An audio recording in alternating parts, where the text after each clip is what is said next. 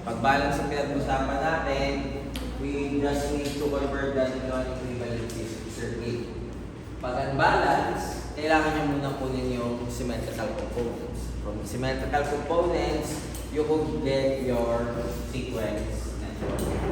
Now, with those in mind, ang problema is malalaki yung values natin. So, para mapaligo natin, gagamit tayo ng per unit analysis. So, yung mga yun, yun yung fundamental knowledge natin kasi lahat ng mga kasunod na topic nyo, such as short circuit analysis, power flow, harmonics, stability, lahat ng mga yon could be done kung meron na kayong per unit system, kung masisimplify nyo doon. Now, kung lalagyan nyo lang ng design part yon or standard, ganun lang din naman. Okay, naka-upload naman. I hope binasa nyo naman to. Kung let's say, pumunta kayo sa short circuit analysis, pinuntahan nyo yung babang portion, makikita nyo naman dito yung mga calculations. Sabihin natin, punta kayo ng RL natin ng circuit. So, may mga sample problem din yan sa synchronous machines. Nandun rin yan sa part na yan. Or let's say, pag pumasok tayo ng balance and unbalance, so naka-indicate naman properly dyan yung mga discussion natin. So, please explore yung canvas natin kasi naka-indicate naman yan. For example, sa symmetrical faults. Kasi baka sabihin mo yung sa design part,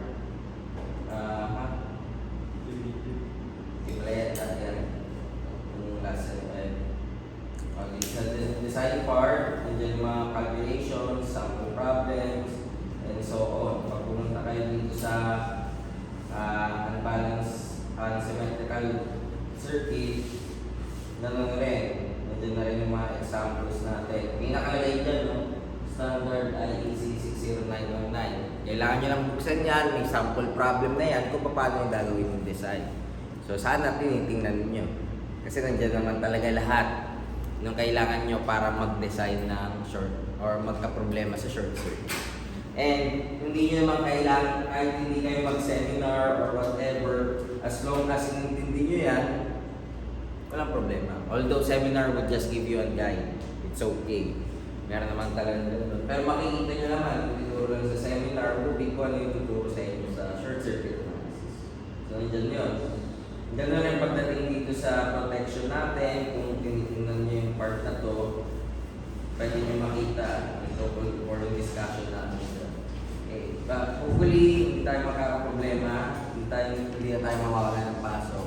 So I think, hindi naman tayo, or aabot tayo dito sa discussion na yun. So pag nagdasal kayo na mawala ng pasok ng Friday, hindi tayo aabot talaga. Ganun naman nangyayari karamihan naman kasi. Okay. So balik na tayo. So hindi nyo masasolve yung mga kasunod na problem kung let's say hirap kayo sa circuit analysis. Ganun kasimple lang siya. So one way of mitigating it is magbe-matrix tayo. But take note, pag nag-matrix kayo, kailangan nyo pa rin alamin kung paano nagawa yung equation. So we have two types of matrix na i-discuss natin ngayon. Yun yung admittance and yung impedance matrix. Pero before kayong mag-focus dun sa dalawang yon, kailangan nyo munang alamin para saan yung bawat isa. Admittance matrix, madalas natin ginagamit if we talk about power flow. So sa power flow analysis, our next topic, after natin mag-model ng matrices, yun yung kailangan. Now, pag kinuha mo yung kabaliktaran niya, yung impedance matrix, yun naman yung kailangan para sa short circuit. But take note, kung ayaw nyo mag-matrix, it's okay. Masyado lang mahaba yun kasi gagawa ka lang ng circuit analysis. Sa matrix kasi, ito yung ginagamit ng computer nyo, ito ginagamit ni Paladin, ito ginagamit ni ETAP, or ni MATLAB, or any power system software para mag-solve ng short circuit or even power flow. So kaya maganda marunong kayo mag-model ng matrices para alam nyo kung bakit ganun yung sagot ng computer. Kasi syempre, pag nagtrabaho na kayo, let's say sa power system design, hindi naman pwede na purely mano-mano gagawin nyo. Lalo na kung let's say, magsha-short circuit analysis ka ng buong Luzon grid. So, hindi mo naman pwedeng gawin mano-mano yun. Pag ginawa mong mano-mano yun, ano magiging problema? Baka may nasira na, hindi mo na-redesign ka agad, saka mo lang natapos. So, sayang naman yung effort natin. Kaya tayo gumagamit ng computer. Okay, so ang basis lang ng matrix natin sa admittance is yung nodal voltages in terms of admittance is equal to the injected current. Or just current is equal to Y bus times voltage at the node. In solving this one, yung Y bus, may dalawa tayong paraan. Yung una, yung tinatawag nating nodal method or inspection method. So, anong ginagawa natin sa inspection method? After mo ma-convert sa lahat ng sa per unit, kailangan mo lang i-convert yung impedance mo into admittance. And ang gagawin mo lang is inverse. 1 over impedance is admittance, or 1 over R plus JX is admittance. Kaya nga sinasabi natin na ang inverse ng admittance ay impedance. Kaya nga ang unit ng admittance is mhos. M-H-O-S. Kasi pag binaliktad mo yung ohms or yung ohm, ano ba ang kabaliktaran ng ohm? O-H-M is mho. Diba? M-H-O. Yun lang yung dahilan nun. Hindi naman sila mag-isip ng unit or walang nag-invento ng unit na yun. Kaya binaliktad na lang nila. Kasi for example, ang resistance, kaya tinawag yun ng ohms dahil kay George Simon Ohm. Siya yung nakapag-discover or nakadevelop nung resistance. Ganun rin sa iba. Yung admittance, walang may gusto mag-take credit, so sinabi na lang nila, baliktarin na lang natin yung ohms, gawin na lang natin. Kaya naging mho yun. Okay? So, here we have yung single line diagram natin, mga impedances yan. So, ang tawag natin dito is yung 4-bus system. Bakit natin 4-bus? Kasi 4 na buses yan. Hindi ka naman dyan ng 4 na buses. So, anong gagawin natin? Co-convert natin yan into our equivalent diagram, admittance diagram. So, paano siya naging admittance diagram? Kasi, lahat ng mga impedances mo, ginawa kong admittance, tapos yung voltage source, ginawa kong current source in parallel. So, ayan. So, this is what we call an admittance matrix. And, syempre, ang reference natin ay nasa taas. Okay. Pagkatapos yan, mag-apply lang tayo ng Kirchhoff's current law. So, current in is equal to current out. So, makikita natin may tatlo tayo dito na admittance. Y10, Y12, Y13. And ang Y12, ang ibig sabihin ng voltage dito, minus voltage dito. Kaya naging V1 minus V2. Y13, voltage dito, minus dito. Kaya naging V1 minus V3. Tapos ulitin nyo sa bus number 2, which is ito. So, current in is I2. O, but equal to current out. Ano ba yung current out natin? Ito, ito. So, Y20 times V2 plus Y21. Siyempre, nung na yung 2. Kaya ginawa natin 2 minus 1. Then, Y23. V2 minus V3. Ulitin yung process sa V3 at saka sa bus 4. So, dito sa 3, tatlo lang yan. Puro current out yan. Bakit puro current out yan? Kasi wala ka namang source.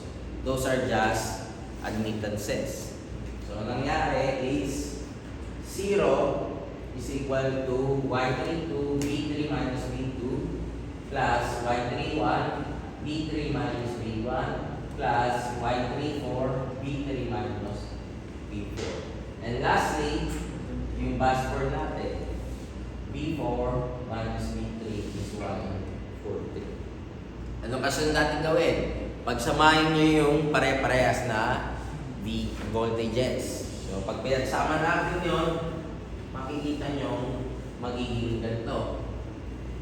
Pwede natin pagsamahin yung impedances and yung matrix. So, itong nakikita natin matrix na yan, yan yung ating admittance matrix. So, yan yung derivation ng admittance matrix natin. Now, makikita nyo sa admittance matrix, may dalawa kayong klase na element. Yung main diagonal element, ibig sabihin yung gitna, at yung off diagonal. Yung off diagonal will be yung sa pagitan ng main diagonal natin. Okay, ano ang kailangan natin tingnan dyan? Mapapansin nyo na yung main diagonal is pinag-a-add lang natin lahat ng elements. Yung off diagonal is kinukuha lang natin yung negative ng element na yun. But take note, pag sa main diagonal, hindi mo sinasama yung to self kasi wala kang to self. Ibig sabihin, kinukuha mo yung summation ng y11, meron ka lang y10, y12, y13, and so on. Wala kang makukuhang maliit na y. Exception to the rule would be the top changing transformers. So, separate topic pa yun. Hindi pa naman tayo dun for this morning. So that is the first type of conversion or let's say pag-derive ng admittance matrix. The second one is gagamit tayo ng tinatawag natin singular transformation. So yung singular transformation or minsan mas gusto natin tawagin graph method. Bakit graph method? Kasi kino-convert natin yung ating single line diagram into a graph. Yung graph, ano ba mangyari sa graph natin? Sabi natin sa graph, kung meron kang ganitong element or ganitong single line diagram, lahat ng bases mo is tatawagin natin vertex. Wherein, dadagdagan pa natin ng isang vertex. So, kung let's say may 4 bus ka, ilan ang vertex natin? 5. Ano rason nun? Kasi yung panginoon mo is yung 0 or yung reference or yung ground. And yung ating mga edges, yan yung mga connection mo or yan yung mga linya. So, once na na-identify na natin yan, straightforward yung gagawin natin. Ang kailangan nyo lang tandaan dyan that our formula sa pagkuha ng ating admittance matrix would be A transpose Y A. Wherein yung Y, ang value niya would be kung ilan man yung element mo. Sabihin natin may 10 element ka, magiging 10 by 10 yun. Yung A natin saka A transpose is depende sa element saka sa bus. So, ibig sabihin, pwede tayo, kung meron kang 4 bus na may 10 elements, ano ibig sabihin nun? 4 by 10 at saka 10 by 4. Para pag pinag-multiply natin silang tatlo, magiging 4 by 4. Kasi ang gitna dapat nila or yung inner elements nila, same. So, yun yung kailangan natin tandaan sa matrix multiplication. Hindi kayo pwede mag-multiply, for example, ng 5 by 5 sa 4 by 4. Kahit anong pilit mo dyan, hindi yan magsasama. Pero kung 5 by 5 sa 5 by 4, pwede. Or let's say 4 by 5 sa 5 by 6, pwede rin. Kasi yung dalawang gitna, parehas. Pero pag binaliktad mo, ginawa mong 5 by 6 multiply by 4 by 5, hindi pwede yun. Kailangan yung inner elements nila ay the same. So, kailangan yung tandaan nyo pag nag-multiply kayo ng matrix. Okay? Now, yung A natin, at saka A transpose, tatlo lang naman yung value niya. 1, negative 1, saka 0. Nagiging 0 siya pag yung element mo ay hindi kasama yung bus na yon. So, for instance, meron tayong given na y10. Ibig sabihin, wala kang value sa 2, sa 3, saka sa 4. Pero kung ang given mo na element is 1, 2, anong ibig sabihin nun? Yung 1 saka 2, it's either 1 or negative 1. Yung 3 at saka 4 is 0. So, kung sabihin natin 1, 2, Ano ibig sabihin nun? Yung 1 natin ay positive 1, yung 2 natin, negative 1. So, yun yung ating formation ng admittance matrix. Now, makikita nyo, mas mahirap yung singular transformation. Bakit? Siyempre, kasi gagawa ka ng matrix. Pero kung computer ang pag-uusapan, mas kaya ng computer yung singular transformation kaysa sa inspection. Kasi sa inspection, gumagamit ka ng if-else or conditional statement. Dito, straight to the point lang. So, yun yung reason kung bakit pinag-aaralan natin singular transformation. Kasi yun yung ginagamit sa computer. Yun yung ginagamit ni Paladin, ni ETAP, ni MATLAB. Hindi niya ginagamit yun na meron kang problem, tapos direct niya i-inspect. Pero kung sabihin natin, ngayon lang na-develop yan dahil may AI tayo, kaya na niyang gawin yun. Pero kung yung dati, since hindi pa uso AI nun, pero may softwares na tayo noon, nagagamit natin. Okay? Yun lang yung main reason. And if you want to understand that more in detail, may mga videos naman tayo dito. So, pinapakita din sa videos yung mga examples natin. Okay? So, bago tayo mag-proceed sa last part, which is yung top changing transformer, mag-example muna tayo.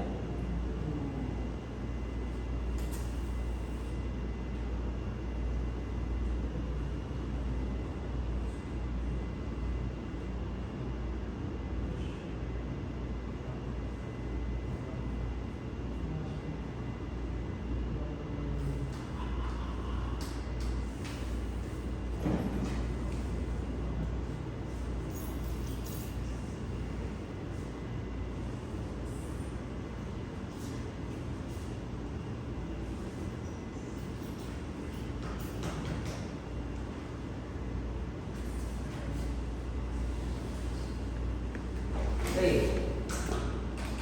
So, start muna tayo sa inspection method.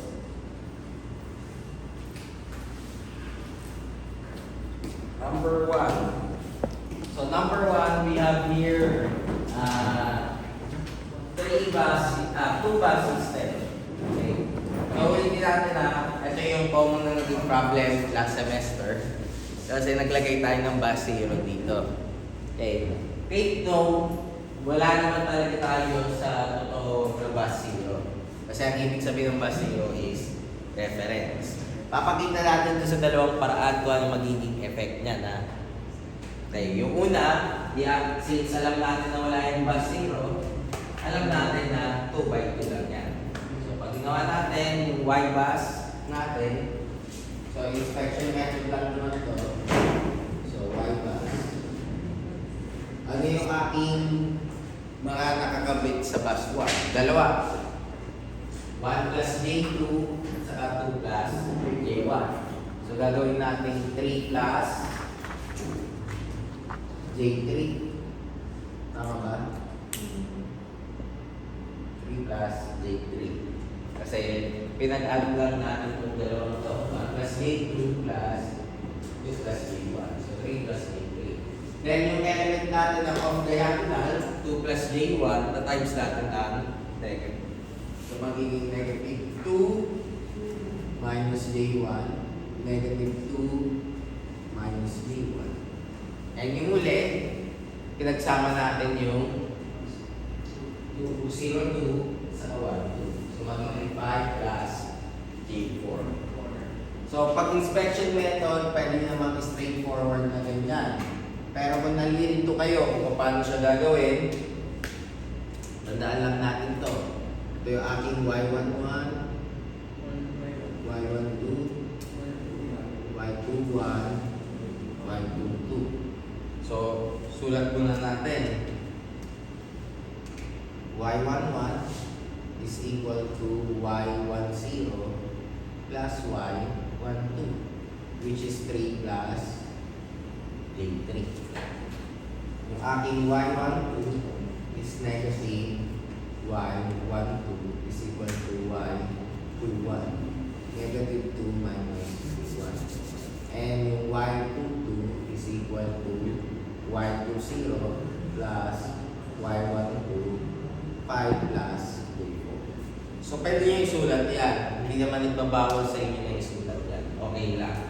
But take note, ang kailangan nyo lang tandaan para alam nyo na tama itong sagot nyo, nilagay nyo dito is yung off-diagonal matrix element mo, parehas yan. Kaya ang impedance matrix and impedance matrix ay symmetrical. So yan yung pinapakita natin. That is pag ganyan. Ngayon, i-assume natin na malaki. Sinama natin yung element. Kasi sabi nyo or inisip nyo kasi tatlo yung bus. So pag sinama natin yan, kung titingnan nyo, ganito mangyayari sa value nyo.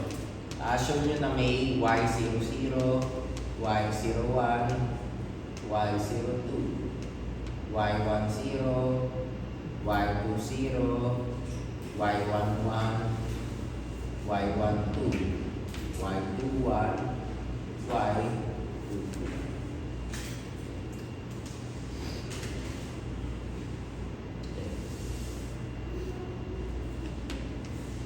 So pag ginawa natin yan, ano yung 0, 0 natin? Pinagsama mo yung 1, 0 at saka yung 2, 0.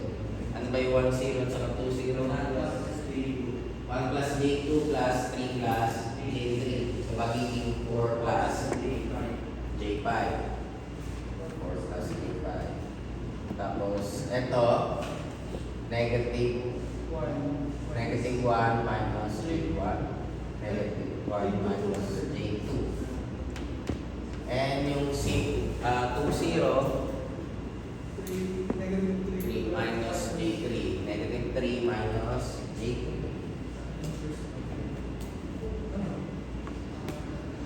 Okay, then ito na sa gitna, yung nakakamit sa 1. Makopyahin mo lang ito, di ba?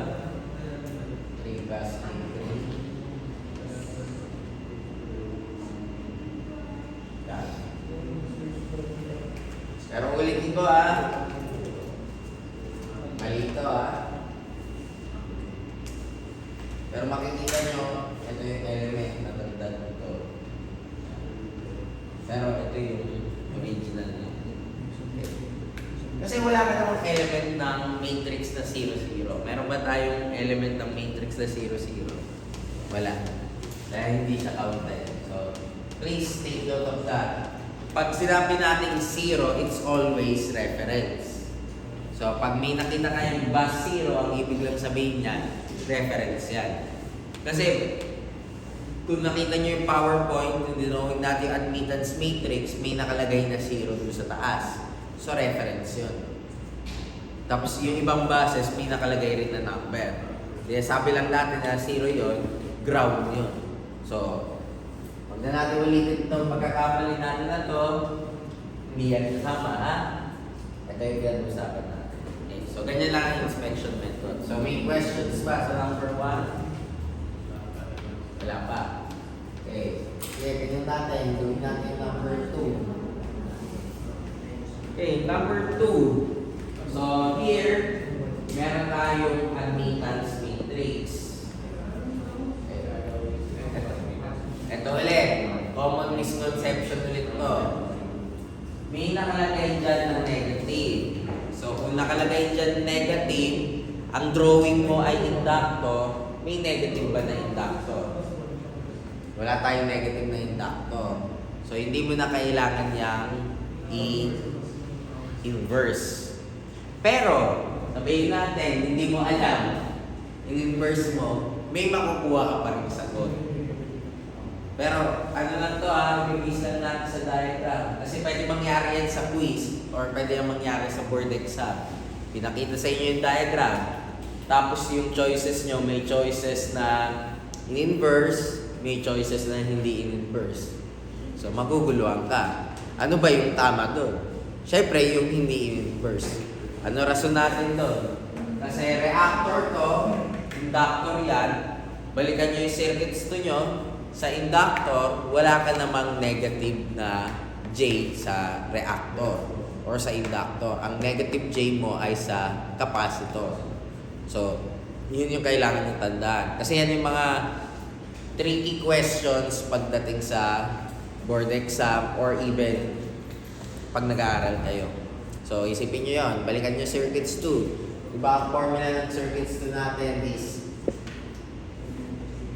R plus JXL minus JX. So, kailan ka lang nagkakaroon ng negative na J pag capacitor.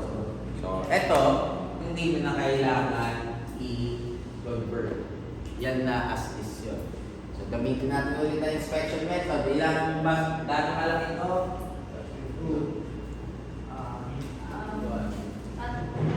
Tatlo siya. Pero pagkakita natin, 0, 1, and 2. So, gano'n siya kalaki? 2 by 2. Okay. Y bus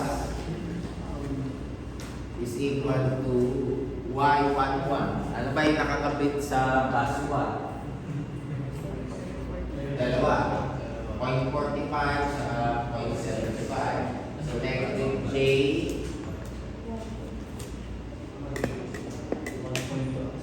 1.1.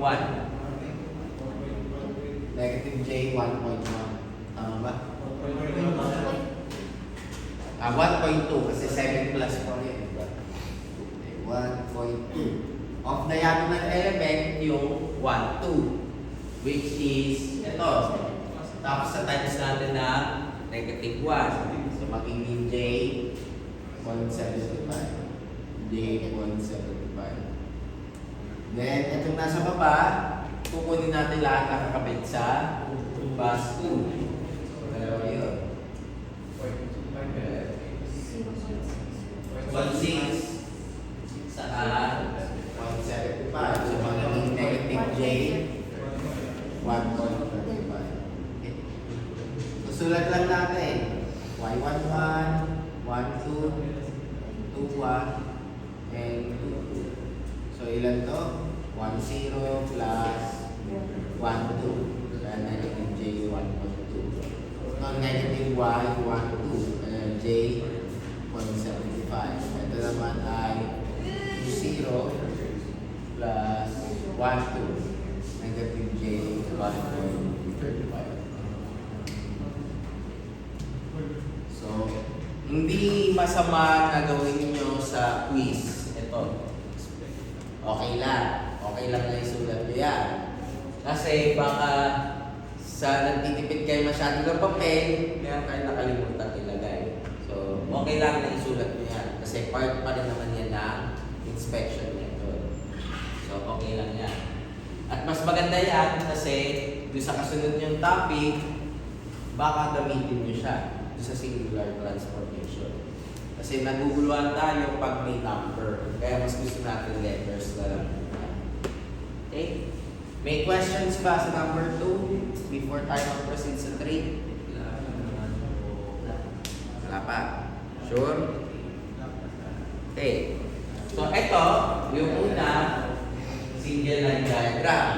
Yung pangalawa, admittance diagram. Yung pangatlo, yung graph natin. So, pwede mo i-convert yung graph into a diagram na yun, or vice versa. So, here, in number 3, gaano malaki yung matrix natin? 3 by 3. Bakit 3 by 3? Kasi may 3 tayo dyan. So, 3 by 3 yun. And yung walang nakalagay is automatically reference or 0. Okay, so number 3, gawin na natin yung 1, 1. So, ilan yung nakakabit sa 1, 1? Dalawa. Si 1, 1, 0, isa si 1, 3. Isa lang pala. 1, 0 lang. 1, 0 lang. Sorry yan. 1, 0. Pero ang tanong, ano ba yung value natin na yan? Is that impedance? Is that admittance?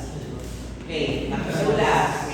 Bus number and impedance are par. So, kunin natin yung inverse. Walang nakalagay na J.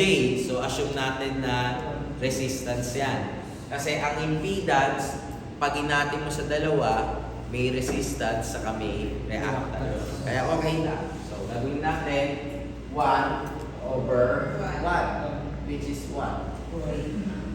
1, 2, 2, 1 is equal to 0. Wala namang connection. 1, 3, 3, 1 is also 0. Kasi wala naman nakakabit sa bus 1 papunta sa 3 at bus 1 papunta sa 2. Then, wala tayong value. Okay, next. 2, 2. So, 1, 2, 1 plus 2, 0 plus 2, 3. Okay. Yung aking 2, 1, may value ba? Wala. So, magiging 0. Yung 2, 0, may value ba? Wala rin. So, 0 rin yan. So, ang meron lang tayo ay 2, 3. Ano yung value ng 2, 3 natin? 1 over 3.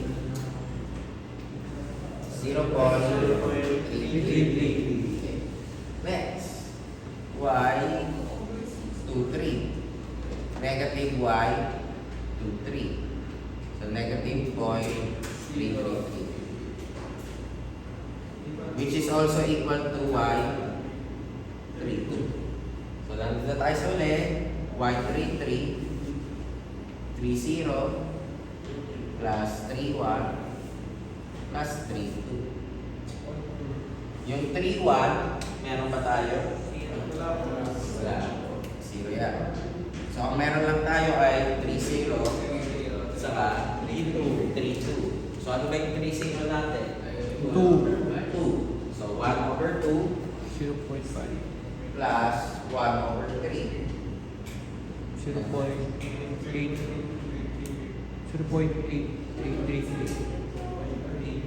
So 1 over 2, 0.5. So 0.833. So y bus. Ano yung 1, 1 natin? 1. 0, 0, 0, 0. Ano yung aking 2, 2, 0.333? Negative 0.333.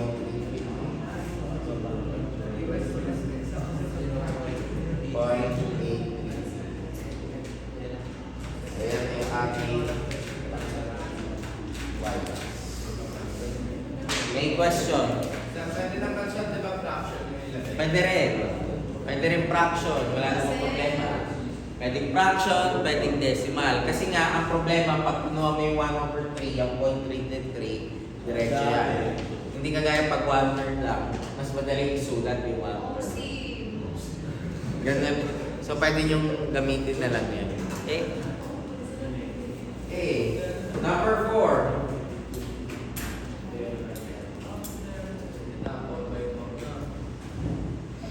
So, 4 by 4. Ang tinatanong dito, draw the reactance diagram of the system whose admittance matrix is given in the figure.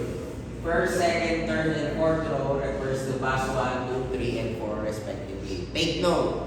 Kahit hindi natin ilagay yung statement na to, automatic alam mo na ang first row is bus 1, ang second row is bus 2, ang third row is bus 3, ang fourth row is bus 4.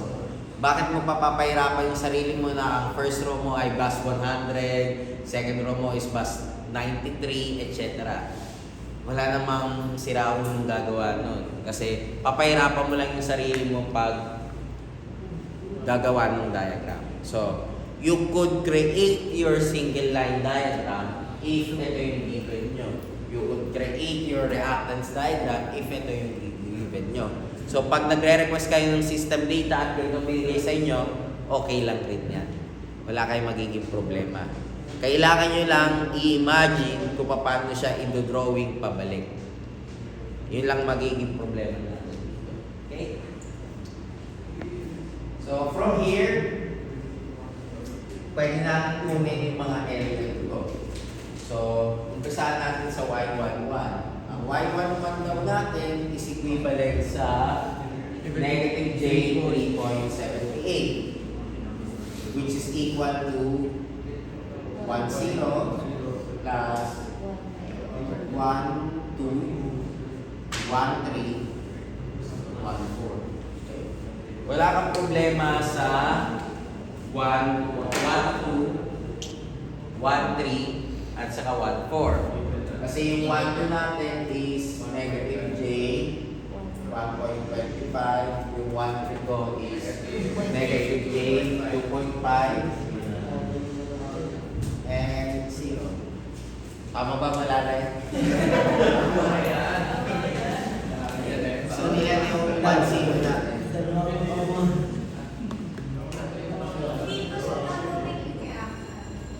Hindi, mamaya pa natin gawing reactants muna.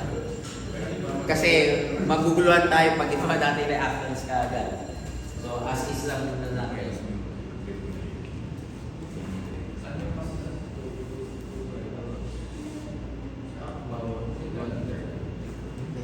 Ilan to?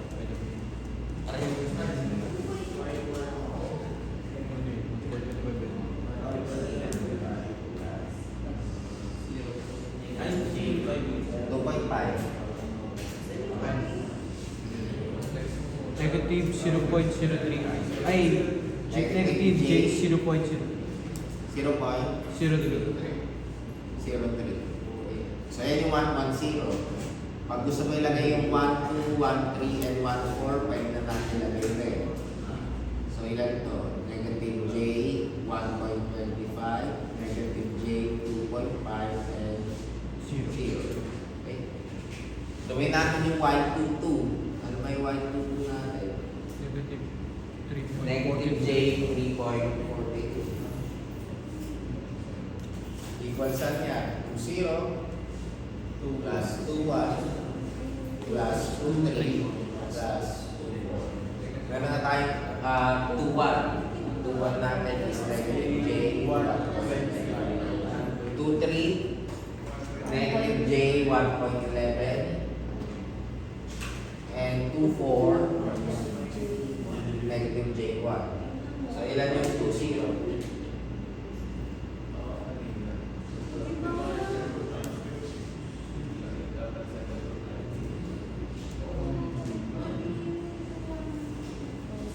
Ano yung mali? 3.42 yun, sir. 3 point, 0.78. Bakit? Ito, pag pinagad mo ilan to, 3.75, negative. Kailangan mo na negative 0.73. Ba't nakano? Ha? Yun yung 1-0. Negative. Oh, negative. Negative 0.06. Negative J. Kasi wala naman akong ano. So, negative J, 1.1, and negative J, 1. Ito ay 3.2. Ito ay 4.2. 4.2. Ito ay 3.1. Ito ay 4.1. 4.1. So, punta tayo sa Y, 3.3. Ano ba yung Y33 natin? Negative 4.89. Negative J, 4.89. So, 3.0 plus 3.1 plus 3.2 plus 3.4. So, may 3.1 na tayo. Negative J, 2.5, 3.2, negative J, 1.11, and 3.4. Negative J, 1.25.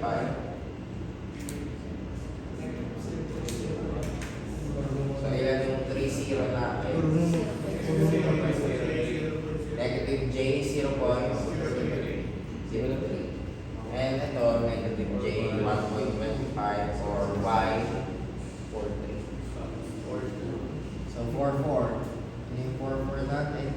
4.0 plus 4.1 plus 4.2 plus 4.3. So may 4.3 na tayo, negative J 1.25. May 4.2 tayo, negative J 1. And may 4.1 tayo, 0. And this is equal to negative J 2.31. So Y 40 is negative J 0.06. Okay, nakuha na natin yung admittance. So, kunin mo lang yung impedance. Ibig sabihin, inverse. Okay. So, Z10. Or kung ayaw mong gawing Z, pwede mong gawing X. Wala namang problema. Since reactance yan, ito na rin natin X. So, inverse ng 10. X12, inverse ng Y12. X13, inverse ng Y13. X14 is 0. Huwag mo na isolve yan. Kasi, ang tanong nyo, sir, 0 yan. So, paano yan? 1 over 0, di ba? So, ano ba ang 1 over 0? What error? Undefined. So, paano natin i-consider yan? I-consider nyo ba na 0 yun? Or what? I-consider natin 0. Exception to the rule yan. Kasi baka may magsabi na, sir, pag in-inverse nyo yung 1 over 0 is undefined. So, that is exception to the rule. Kasi ibig lang sabihin ng 1, 0, wala ka lang connection sa part na yun. So, hindi mo naman pwedeng pilitin lagyan yun ng value. Kaya, exception to the rule. Or para hindi ka na mahirapan, hindi ka na magulo, huwag mo na lang isulat. Kasi pag ginawa mo yung diagram, since walang nakasulat, hindi mo isasama. So, huwag nyo na lang isulat. Kasi baka sabihin sa iyo, baka mayroong magsabi sa inyo, ano ba tinuturo ng instructor nyo? Bakit naging 1 over 0 is 0? Pag law of mathematics yan, 1 over 0 is undefined, di ba? So, huwag nyo na lang isulat para hindi na kayo maguluhan. So, ayan nyo na lang yan as is. So, punta tayo dito sa kasunod, x20. So, 1 over y20. X23, 1 over y23. And x30, 1 over y30. May 2, 4 pa ba tayo? Yes. X24 is equal to 1 over y24. And x34 is equal to 1 over y34. And lastly, x40 is equal to 1 over y40. O, kunin natin yung inverse. Ano ba inverse ng 1 over negative j 0.03? J 3.33. Hindi na negative. Hindi po. So, j 3.333. Okay. Ano inverse ng 1 over negative j 1.25? 33 sir. 33 to? Opo, 33. O, kasi nga 0.03. So, 33.333. Okay. Y, J 0.8. j 0.38. 8. Okay. 0.4. 0.8 lang. Okay, next, 20. Inverse 1 over negative j 0.06. J 16.667. Okay, 23. J 0. Ha? Okay, 30. 901. Ha? 901. 901. Wala na. Zero point 0.9001. 9 po. 901. Ah, 901. Ay, X30. Parehas lang. 124. 1 lang. X34. 1.25. So, malaya na ito. J.8. 0.8. X40. Ano yung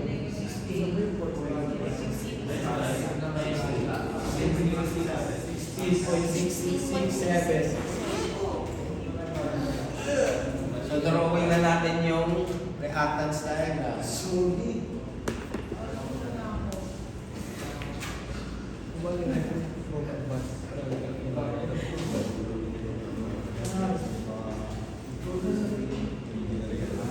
Bus 1. Bus 2.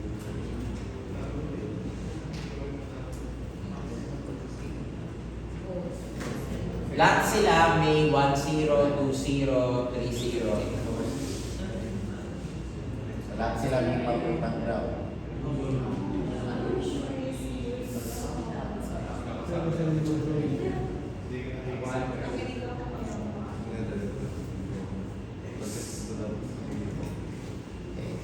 Tapos may connection tayo, 1 to 2.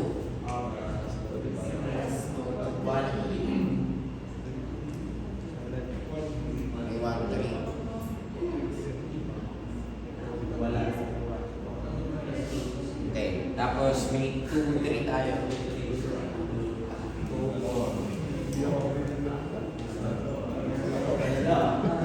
Para hindi tayo mahirapan.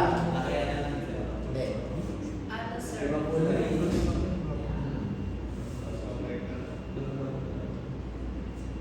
Balik na rin na lang natin. Kasi may connection tayo ng 2-4, di ba? Sir, paano yung 3 po siya? 3, 4 po. Tama, pati 3-4, ganun rin pala. Tatalon rin. Why not connect? Meron. Bitang mo, sir. Wala tayong choice talaga. Tatalon sir. Pwede kayong maglagay ng... Yung hook, sir, yung Bitang hook. mo, sir. Yung hook, sir, yung Oo. So, ibig sabihin nun not connected. Di ba sa circuits 1, tinuturo sa inyo to. Pag may ganyan, Connected. connected. Tapos, pag ganyan, not connected. Pwede nyo rin gawin dito yun. Hindi pinagbabawal yun. Usog ka lang to. Wala, 0 man. Ito dapat.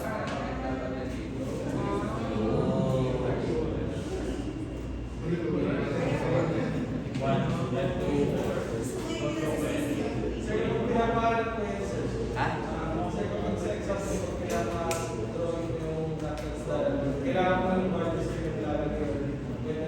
Kung nalagay nyo na ito ng ganito, okay na to. Pero kung hindi nyo nilagay ito, syempre mali yun. Magaganto na lang. Sir, pwede yung sa note, sir, magkaiba yung answer. Iba po yung number. Sa no? Yun yun. Oh, pwede. Ito, tinry kong balik na rin lang. Tinignan ko kung pwede. Eh, kaso hindi pala. Meron tanong 3, 2, at saka, ay 3, 4, at saka 2, 4. So kahit anong mangyari, ganyan yung magiging connection ko. Unless, Iba yung lazy. kahit anong mangyari, ganyan talaga eh. Oo. Ay, hindi. Pwede natin ilipat yung 3 dito, yung 1 nandito. Para nasa taas. Iikot sir. Oo. Okay lang rin. Okay? So, ito yung ating reactants. Pero pwede nyo kunin yung single line. Pero hindi nakasama yan sa problem. Ha?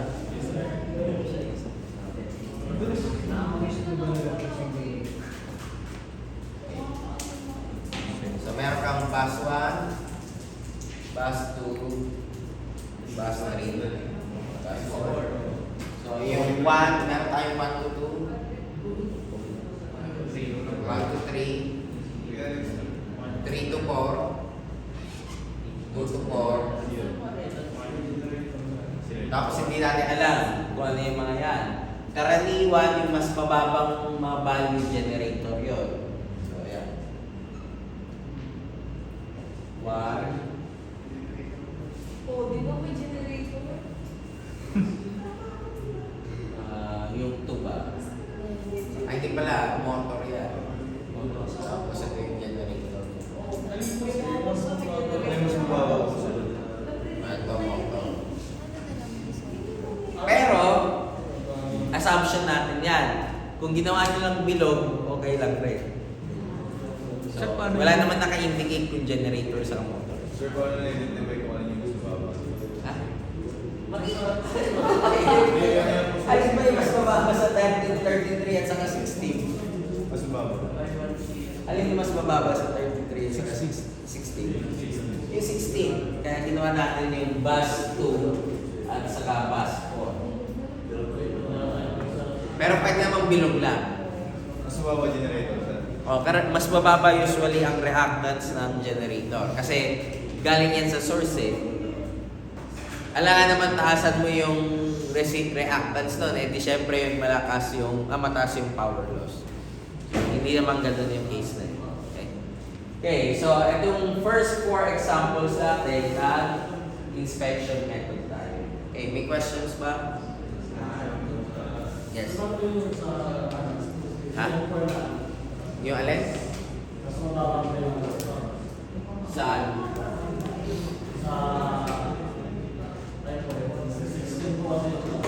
Oh, 16. Pag nilagay ang Ayun, generators. ayan na, generator. Parehas generator yan. Parehas. Okay, pero pwede namang bilog na lang lagay nyo, wala namang problema. Kasi hindi naman nagkasabi na generator to, motor to, load to, or whatever. Okay, so ganyan yung paggawa ng admittance matrix using inspection method. Okay, May question pa? Sir, halimbawa sa say na delta y or y. Wala tayong pakialam kahit may delta yan, kahit may y yan, kasi yung ginagawa pa lang natin is matrix ng casting sequence. Pag naglagay ka na ng matrix ng negative sa zero sequence, may pakialam ka na doon sa connection. Ibig sabihin, titignan mo yung diagram. So pag tinignan natin yung diagram, naging delta to. Siyempre, hindi yan nakakonect. So ano mangyayari sa 1-1 mo? Hindi mo isasama yung 1-0. Kasi hindi siya nakakonect. So doon lang papasok yun. Kaya napaka-importante ng diagram pag ginagawa mo yung matrices ng sequence network. Pag positive yung negative sequence, wala kang problema. Wala man yung mga values na nakita mo direkto na yun. Pag zero sequence, kailangan mo tignan yung diagram. Na, diba? Hindi po ba kulang yung single line diagram, sir? Wala po yung 2, 3. Saan? 1, 4. Saan? Connection po, dito sa single line, sir. Wala pa tayong 2-3, di ba? Apo. Lagay lang. Tsaka 1, 4. Ay, 1, 4. Wala tayong 1-4. Ang 1-4 natin ay 0. Ayun, yun lang yung hindi ka nalagay. Okay na? May questions pa ba sa inspection?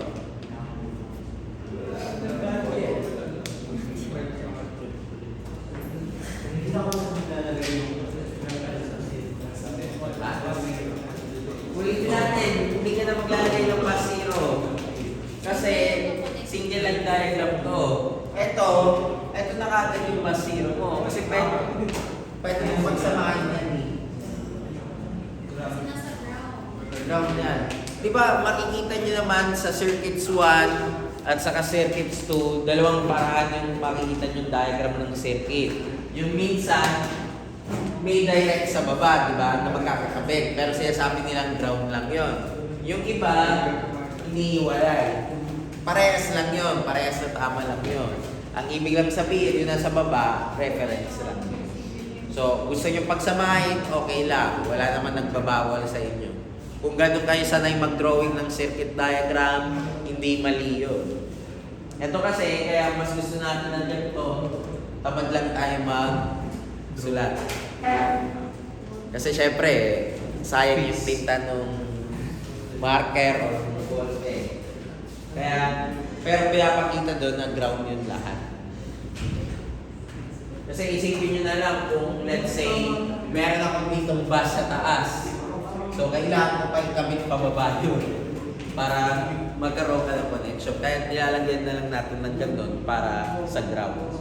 Inibigay natin yung ground. Balikan lang nyo yung drawing natin nung sequence network. Di ba yung mga delta connection natin?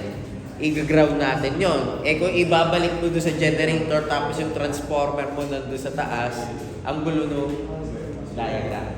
Yun lang ibig sabihin nun. Pero lahat yun ay connected. Hindi ko naman kayo pinag-drawing ng 3D model. Kung 3D yun, mas madaling gawin yun na magkakakabit. Pero baka maubos na yung oras niya sa pag-drawing ng 3D model. Kaysa nagsosolve na kayo. Okay? Other questions sa inspection? Clear ba? Sige, tingnan natin kung clear ha.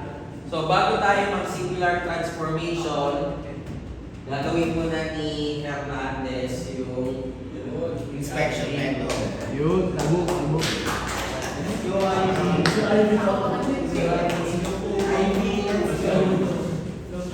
Si Hernandez, ako.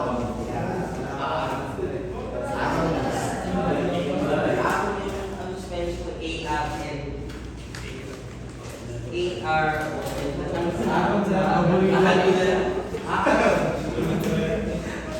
Vocal bowl. So, ibig sabihin, kailangan mo convert mo na ito lahat into admittance. Wala pa rin si Seti, no? Hindi pa rin. Sige, malalay. Inspection method.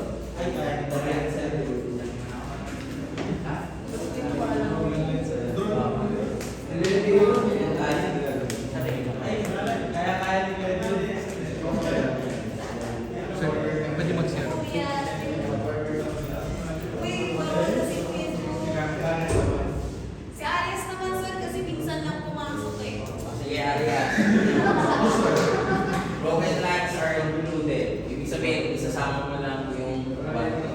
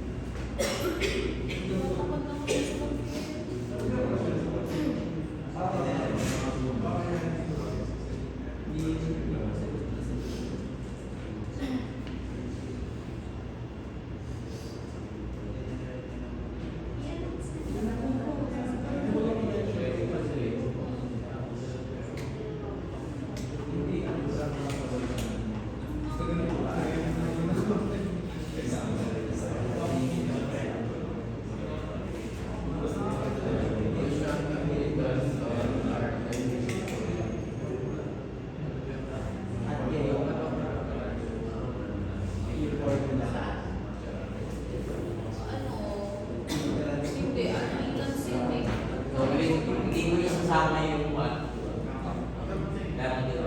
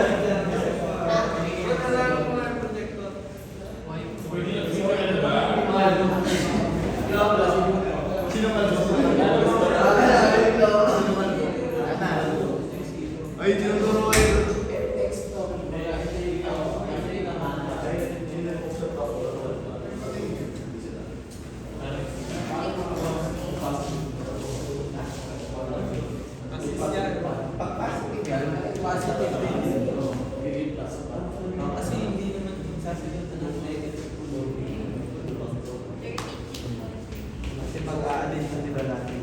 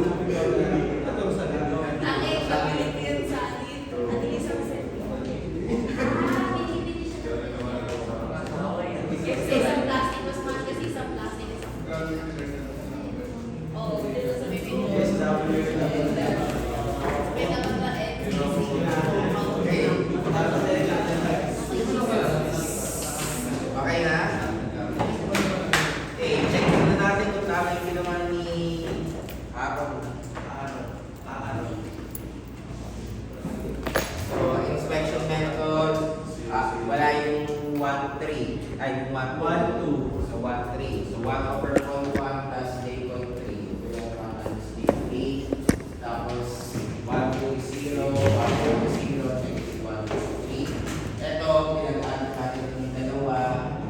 Pinalabas. Kasi ito magiging 3 over 3. Magiging 5 over 3. So, tama ako. Diagonal. Then, ito naman, pinag-add natin yung tatlo. Pinalabas.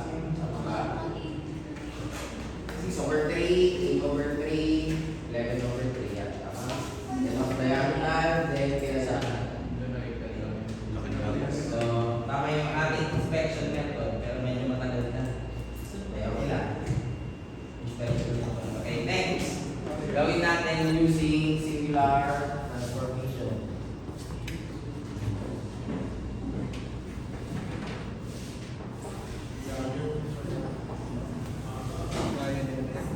Kaya nung maaga bukod sa malaking sulat, ay, mali na yung sulat, pero at least kahit paano nababasa natin.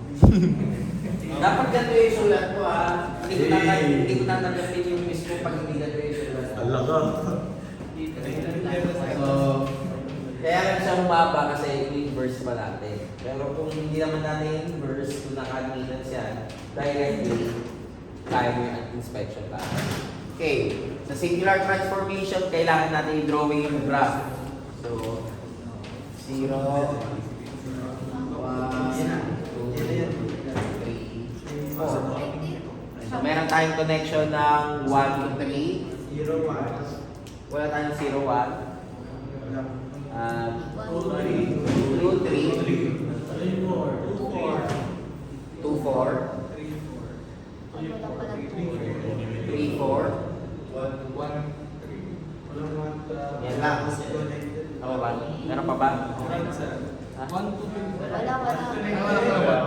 Wala tayong 1, 2. 1, 3. Okay? 2, 3. Tama 2, po. 4. Tapos 3, 4. Yan lang. Okay? So, lagay natin sa sunod. Lagay natin lang ng letra.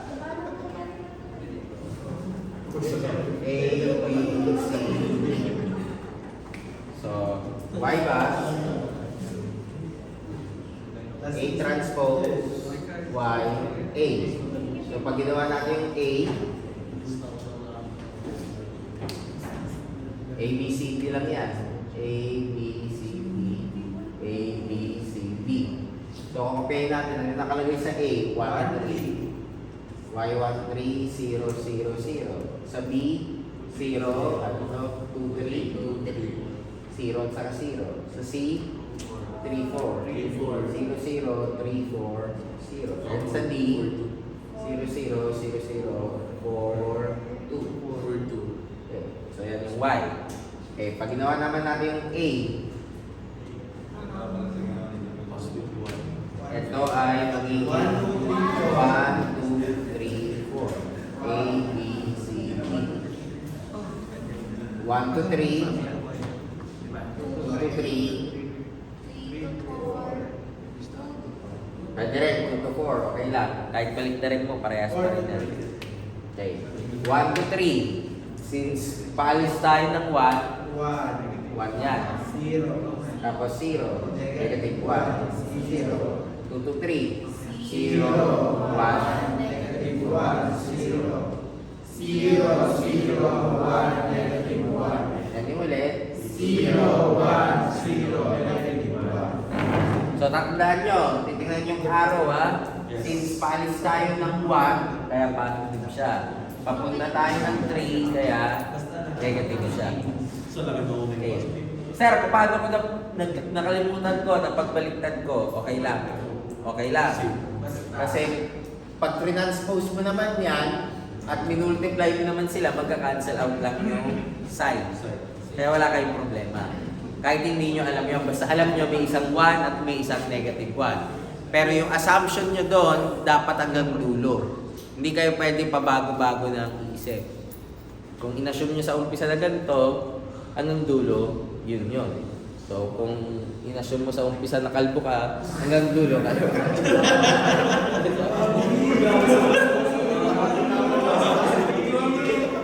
Grabe ka tumawa po sa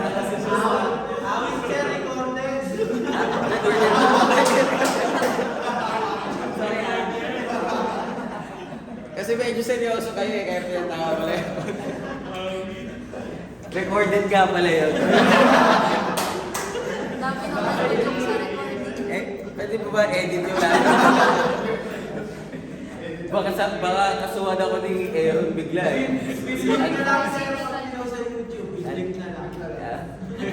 Baka maging slander ako, wala sa oras. Okay, so transpose natin. 1, 0, 0, 0. 0, 1, 0, 1. Negative 1, negative 1, 1, 0. 0,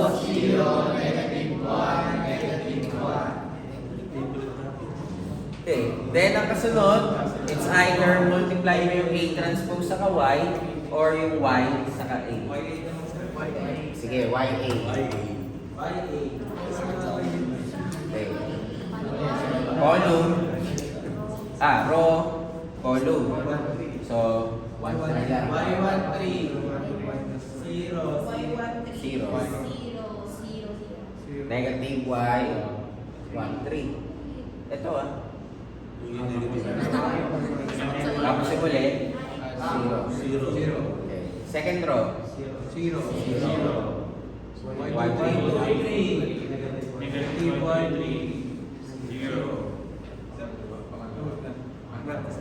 Third row. 0. Y3, 4. Negative Y. Okay, yung huli. 0. Y4. Y4, 2. Negative Y. Okay. Technique dito, para alam kung tama, since sa pinagsama natin YA, ang ibig sabihin, lahat ng nasa row, inverse lang. Sabihin natin, partner yan. Kung may positive, may negative, may positive, may negative, may positive, may negative, may positive, may negative. Sa column, first column, 1. Second column, 2. Third column, 3. And fourth column, 4. So yun yung kailangan nyo tandaan. Pag minultiply nyo yung YA. Pag ang minultiply nyo naman is A transpose sa Y, ano naman yung magkaparehas? Yung column. Ibig sabihin, kung Y13 to, yung nasa baba, negative Y13. Yung row mo naman, yun yung lahat ng 1, lahat ng 2, lahat ng 3, lahat ng 4. Pag nakita nyo yun, nasa katotohanan na yung sagot nyo. Pwede na ituloy. Okay, Y bus. A transpose, Y, A. So, ilan yung Y bus natin? So, row, column. Y13. Row, column. 0. O, kasi lahat naman yan 0. Second, ito, 0. Second, ito, Y23 at saka 42. And yung uli, kasunod, negative, Y23. And yung uli, negative Y42. Okay? Okay. Third row. First column. Third row, first column. Negative Y13. So parang may mali tayo. Hindi ko nasulat. Kasi yung first row natin, balik tayo. Balik tayo sa third row. Third row, ito, negative Y. 2, 3. Ano yung areas? Ba't po sir? Yung 1 po at saka negative Y13 sir. Dun sa first column po. Di ba positive dapat? Balik natin negative sir eh. Ito, minultiply mo dito. So Y13.